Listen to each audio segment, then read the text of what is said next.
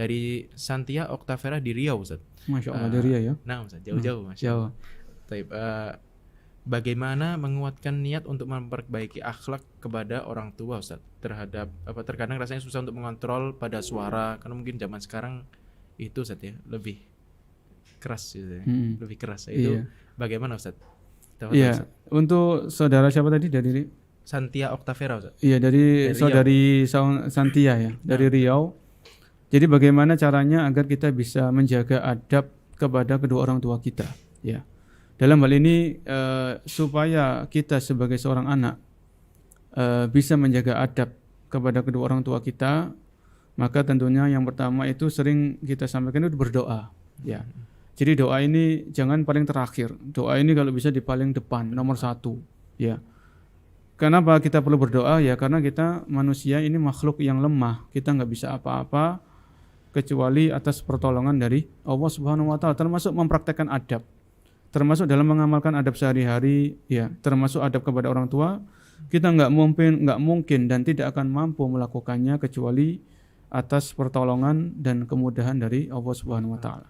Sehingga yang pertama, maka sering-sering kita berdoa, ya Allah mudahkan saya untuk menjaga etika di hadapan orang tua saya.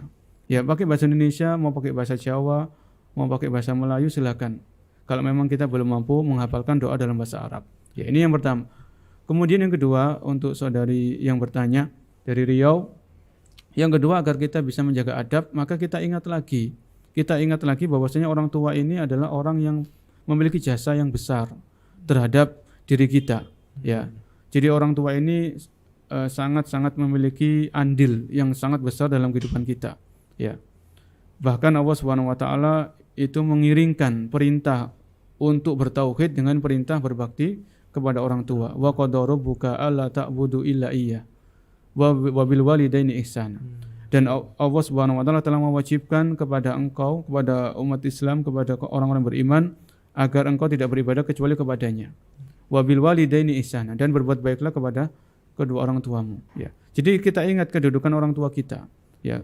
Orang tua kita yang punya jasa yang besar, ya. Mereka, kalau ibu kita, dia yang melahirkan kita, ya, dia yang mengandung, kemudian melahirkan, kemudian menyusui kita, ya, kemudian mendidik kita.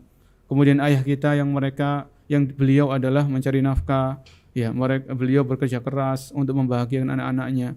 Maka di saat kita mengingat-ingat jasa-jasa orang tua kita dan selama-lamanya kita tidak akan mampu membalasnya, ya, itu harus kita camkan. Ya, selama-lamanya sampai umur kita habis nanti, perbuatan baik yang kita lakukan kepada kedua orang tua itu nggak akan bisa menebus jasa-jasa mereka. Ini yang harus kita camkan juga. Jadi ketika kita ingat jasa-jasa mereka, ya, kemudian kita ingat Allah juga memerintahkan kita untuk berbuat baik kepada mereka, maka mudah-mudahan hal yang kedua ini kita akan mendorong kita, akan menyemangati kita untuk bisa berlaku baik di hadapan mereka. Ya, berlaku baik ini secara umum, terutama dalam masalah intonasi bicara, ya.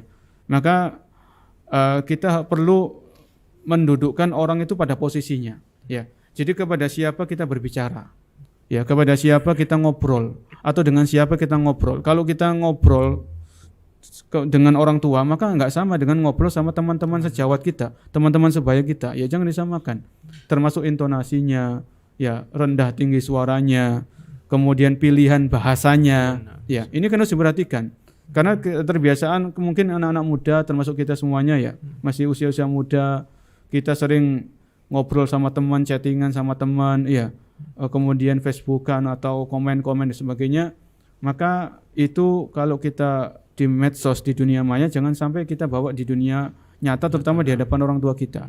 Ya, mereka, apalagi mereka sudah lanjut usia, ya, karena orang tua kita kalau sudah lanjut usia biasanya perasaan mereka itu sensitif, ya. Kita mungkin mengangkat suara sedikit, mungkin mereka bisa jadi tersinggung, ya. Jadi mereka ada, atau bahkan mereka sedih atau menangis dan sebagainya. Ya, jadi yang kedua ini kita ingat lagi jasa-jasa mereka yang sangat besar yang tidak mampu kita membalasnya, dan kita berusaha mempraktekkan adab-adab kepada kedua orang tua, ya.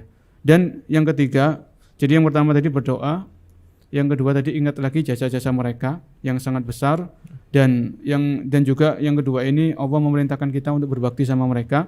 Yang ketiga ini pembiasaan. Ya. Jadi yang namanya akhlak atau adab itu bisa jadi karakter bawaan Ya. Misalnya kita lihat bapak kita, ibu kita mereka berbakti sama nenek dan kakek kita. Kan gitu ya, kan ada. Akhirnya itu nurun kepada anaknya, nurun kepada kita. Akhirnya sikap kita kepada ibu kita, sikap kita kepada bapak kita itu juga beretika, beradab. Ya, karena nurun dari ayah ibu kita. Mereka beradab kepada nenek dan kakek kita, akhirnya kita lihat, kemudian kita amati, akhirnya kita niru.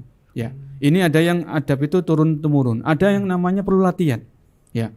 Jadi orang itu punya tipikal, dia punya karakter ngomongnya itu kenceng, ya suaranya keras, ya seolah-olah dia itu membentak padahal enggak, memang nadanya itu keras orang ini.